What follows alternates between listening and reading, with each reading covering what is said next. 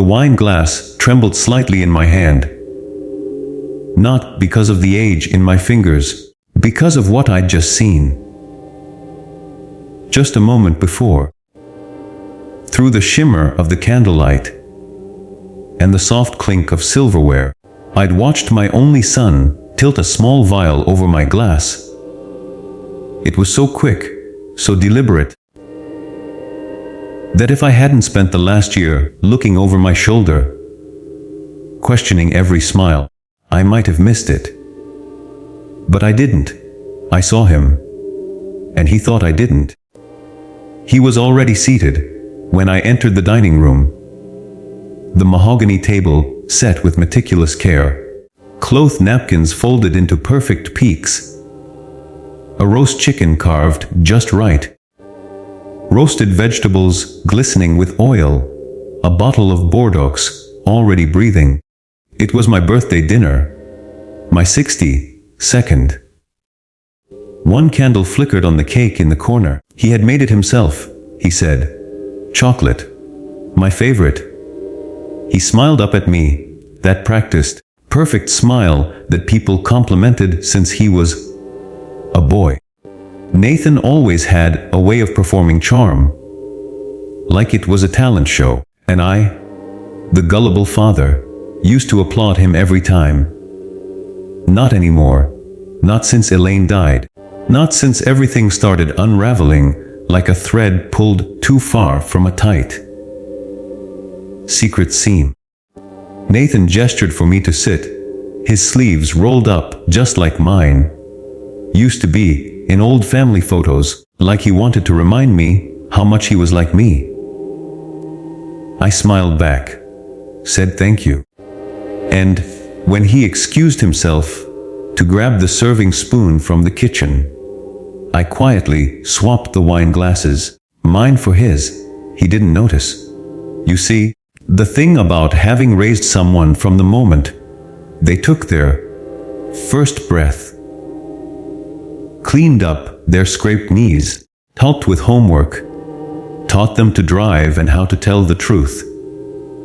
You learn to see the shifts, the pauses, the little lies buried in the eyes of someone who used to look up at you like you hung the stars. And when that gaze starts looking through you, like you're nothing but a wall to be climbed, you learn to watch more than you speak. Nathan was 32 now, handsome, sharp, successful on paper. He'd taken over the family business after Elaine's stroke. When I stepped back to care for her full time, the little woodworking shop I'd spent my whole life building with sweat and dreams was now called Heart and Son. He was always proud of the ampersand, told me it sounded more upscale, modern, less dad with a hammer, and more artisanal craftsmanship. He made it sound good, but numbers started slipping. Clients started whispering. And the more I asked, the less he shared. Then, last year, Elaine passed in her sleep. Quiet, peaceful, so I believed. Until I found her medication bottle weeks later, empty. Too soon, too fast, and no explanation that made sense. Except the feeling I couldn't shake, like there was something she never told me. Something Nathan knew. I kept it to myself. Until tonight, he returned with the spoon, sat down, and raised his glass to toast. His eyes held a flicker of anticipation. I met his gaze steady, calm, like I'd done nothing at all. To new chapters, he said, clinking his glass against mine. I drank. He drank. And then the silence began. The roast was perfect, of course. He always knew how to impress. He told stories about new expansion plans. An investor in New York hinted that I might finally be able to retire fully and travel. Go to Greece, like Mom wanted. He even mentioned selling the old cabin. That stung. What about the tools? I asked. He shrugged. We'll store them. Or sell them. Most of them are antiques now anyway, Dad. That was the first crack. Elaine called those tools his inheritance. They were built with her blessing, and my calloused hands, and now they were antiques. I watched him closely as we ate, looking for signs. Trembling hands, shallow breathing. The kind of unease that would come if you drank something you shouldn't. I wasn't sure what he'd poured into my glass, but I knew it wasn't love. About halfway through the meal, Nathan excused himself again, wiping his brow. Must be warm in here, he said. It wasn't. The AC hummed low. I sipped my wine, slowly. Let the silence stretch.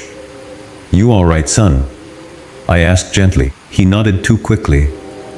Just, long day. Then came the first turning point. His phone buzzed on the table, screen lighting up for a second too long.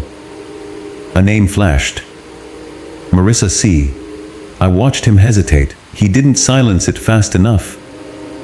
Everything okay with Marissa? I asked. He looked up, startled, almost dropped his fork. You know her. Just a hunch, I said. She's the paralegal for Lark and Denton, isn't she?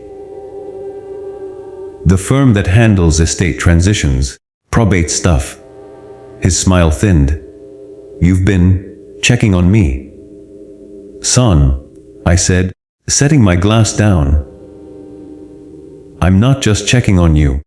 I'm watching my family disappear piece by piece and wondering if you're the one lighting the fire. That was the moment his face shifted. Not in guilt, not in fear, but in something worse, cold calculation. You shouldn't have come tonight, Dad, he said softly. And for a heartbeat, the room froze. He reached for his wine glass again. My glass, the one I'd switched, and drank. I said nothing, just watched. You know, I continued after a moment. Your mother used to say, truth has a taste. Said it always felt like iron on the tongue, like blood. He looked at me now, suspicion flickering behind his eyes. What are you talking about? I saw you, Nathan, when you poured it in. Silence. The kind that stretches like a tightrope, one breath from snapping. He stood abruptly. His chair clattered. His hands trembled. Not enough for most to see. But I saw. And I knew what kind of trembling that was. You switched them. He whispered, suddenly pale. I did. Why? To see what you'd do next. He staggered slightly, then braced himself on the back of the chair. Sweat began to bead on his forehead. You don't understand. I didn't want to hurt you. I just needed you to let go. I did let go, I said. Of the business. Of the dreams. I never let go of you, Nathan. Not until your mother died. His face crumpled for a second. He caught it.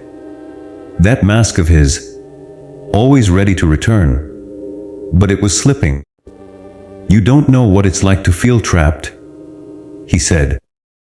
Always your shadow, always second. Best. Mom thought you walked on water.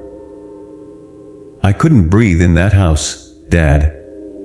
Everything was about you. Even the business, your legacy. I wanted to build something of my own.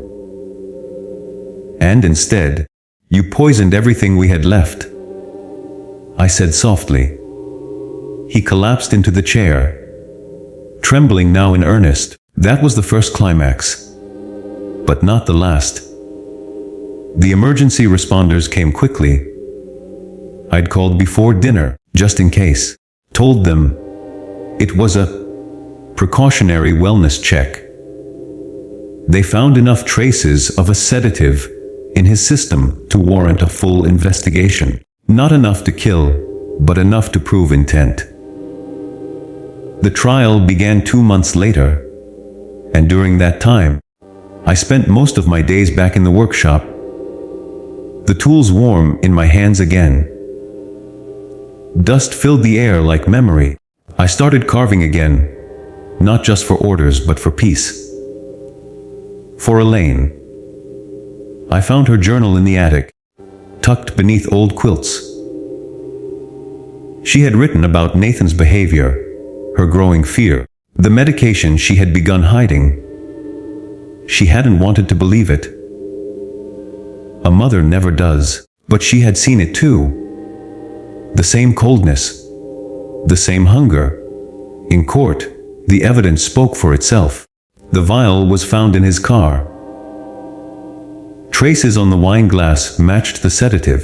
His messages with Marissa revealed plans for me to be out of the picture, so he could liquidate the assets, even the house. He was sentenced to 8 years for attempted poisoning and fraud. I visited him once. In the sterile visitation room, he looked thinner, older. Like something in him had finally cracked. "Why did you still come?" he asked. I looked at him, truly looked. For the first time in years, I saw the little boy again. The one who used to wait on the porch for me to come home from work. The one who held his mother's hand in church and tried to sing louder than the choir. The one I failed to protect, not just from the world, from whatever darkness grew in him when we weren't looking. "Because I'm still your father," I said, and I had to know if any part of you still remembered what it means to be my son. He didn't answer.